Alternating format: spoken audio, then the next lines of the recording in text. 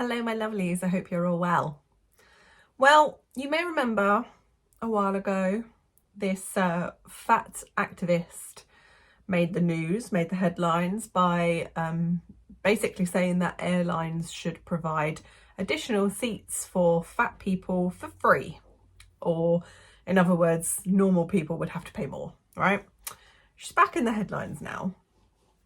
Plus size travel influencer reveals 7 demands for the hotel industry. So she's back at it again because she doesn't want to change, but she wants the world to change to accommodate her. So let's have a look at this story. Jaylyn Cheney, the massive airline passenger who demanded airlines provide free tickets to Biggins to enjoy an extra seat to accommodate their fat rolls, is back, and now she's taking aim at the hotel industry. The plump provocateur is calling on the hotels to accommodate hotel guests by making hallways wider and adding size-inclusive amenities. In one of her latest TikToks, Cheney claims she's on a mission to revolutionise the travel industry and make it more accessible, accepting accommodating place for all. Now, I don't know about you, but I've never walked down a hallway and thought, oh, this is a bit tight. Have you? Now, most modern buildings are, the hallways in that are pretty wide anyway.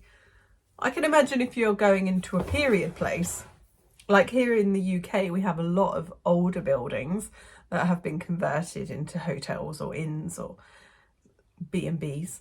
And yeah, they can be a little small because people were smaller, a few hundred years ago. But I still can't imagine being of the size where you would walk down a hallway and think it was too small. But anyway, that's just me. So, wait, what's the problem with hotels? Don't they already offer king beds and walk-in showers where the doors have been removed? The needs of plus-size travellers matter just as much as anybody else. We deserve an environment, that respects our needs and body diversity, Cheney explains. Right, okay, let's see. So these are her demands. Make elevators and hallways more spacious to allow for easy movement of larger individuals and those utilising mobility devices. Okay. I mean, most of the time, the lifts or the elevators are kind of a set size, and they're not going to be able to add massive ones into these buildings depending on the building. And that's just going to create a lot more expense. And to make the hallways wider, that just means they're going to have to make the rooms smaller, surely? I don't know. Raise toilet seats? What about short people? And add handheld shower heads so the big uns can reach all the hard to reach places with the shower head. Well, that doesn't evoke a good thought, does it? Oh dear. Size inclusive bathrooms. These should go up to size 6X and beyond. It's unclear what that actually means. 6X. That's large. I mean, I have stayed in some places where the bathrooms are very small. It was basically a shower room, where the shower rooms are very small. And yes, I would not want to be somebody who was like £400 trying to negotiate that sort of shower room. So I kind of understand, but like I was saying, in period properties, there isn't always the space. Anyway, handrails in pools. I mean, most do have a handrail next to the steps. Most do have handrails. Sturdier chairs at the pools. Wider lounge chairs. Train staff to be respectful, understanding and accommodating to travellers of all sizes.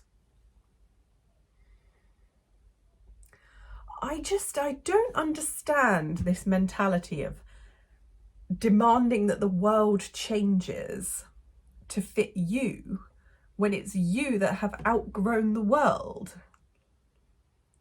And I say that as someone who has been overweight. You know, I've never been obese, but I have been overweight. And I've been so uncomfortable being overweight that I don't personally understand how people can let themselves get to the point where they are as big as her. While JJ is busy running her jowls on TikTok, this writer, honestly, there are actually entrepreneurs out there who are capitalising on fat travellers. Wow. At the resort of Eleuthera Island in the Bahamas, the owner, James King, went out and found chairs fat people won't break. He also went out and bought beds that handled 2,800 pounds and claims they don't squeak. 2,800 pounds.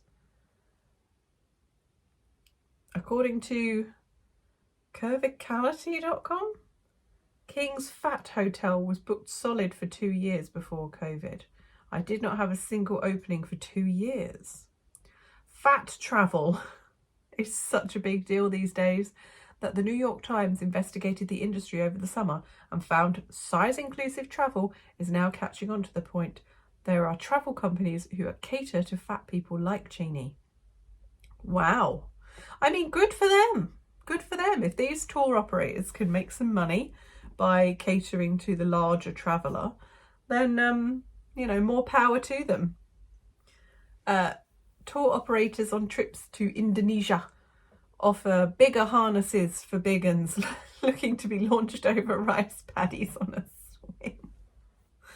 Oh, that's the Instagram shot, isn't it? With the swing going out over the paddies.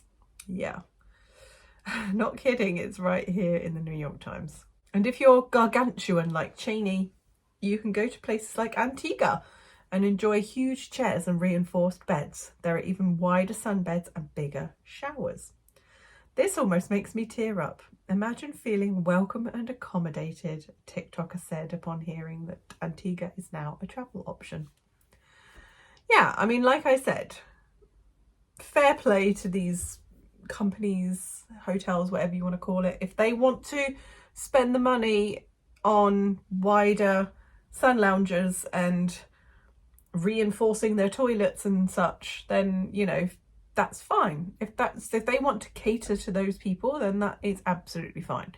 My main argument is the victim mentality that a lot of these fat activists have, and the fact they also try and tie it in with racism to give their arguments more credence, which is just ridiculous all in itself. It's not a race issue, is it? It's a eating too much issue. And to want to force the world to change to accommodate you rather than you wanting to drop a bit of weight and get a bit healthier to fit yourself into the world, I don't know. But let me know your thoughts and I'll see you very soon.